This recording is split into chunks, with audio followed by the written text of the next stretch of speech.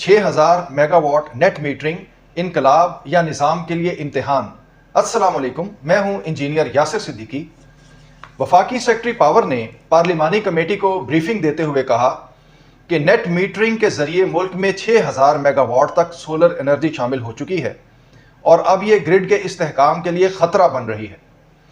بظاہر یہ جملہ بہت سادہ ہے، مگر حقیقت میں یہ پورے سولر بزنس کے مستقبل کا رخ متعین کر سکتا ہے۔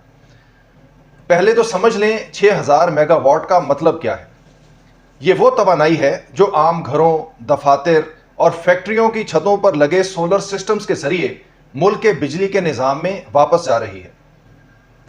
یعنی حکومت کے پاور پلانٹس کے ساتھ اب ایک نیا عوامی پاور پلانٹ بھی چل رہا ہے، اور دلچسپ بات یہ ہے کہ اس کا کوئی چیف انجینئر نہیں، بس لاکھوں صارف ہیں جو دن میں بجلی پیدا کرتے ہیں اور رات کو حکومت سے خریدتے ہیں۔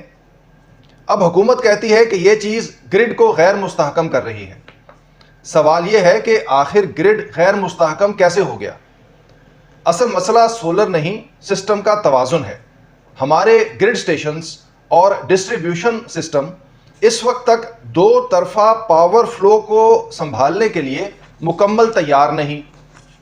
دن کے وقت جب سولر بجلی واپس گرڈ میں جاتی ہے تو پرانے سسٹمز ریورس فلو کو سنبھالنے میں مشکل محسوس کرتے ہیں، اور یہ وہ مقام ہے جہاں تکنیکی اپ گریڈیشن کی ضرورت ہے، نہ کہ نیٹ میٹرنگ کو محدود کرنے کی۔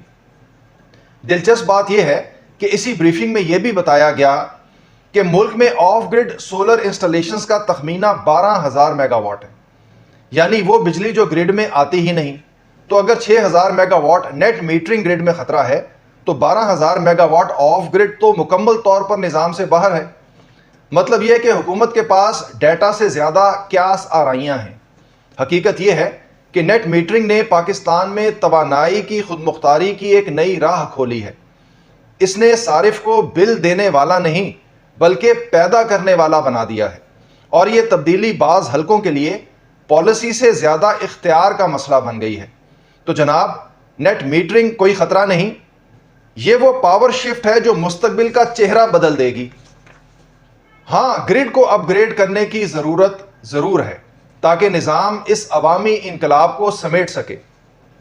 آخر میں ایک بات یاد رکھیں، سورج سے آنے والی روشنی خطرہ نہیں بن سکتی اگر نیت صاف ہو اور میٹر سمارٹ ہو۔ اگلی ویڈیو میں بات کریں گے کہ اگر حکومت واقعی نیٹ میٹرنگ محدود کرتی ہے تو اس کے سسٹم اور سولر مارکیٹ پر کیا اثرات ہوں گے۔ اس کے ساتھ ہی مجھے اجازت دیجیے۔ اللہ حافظ۔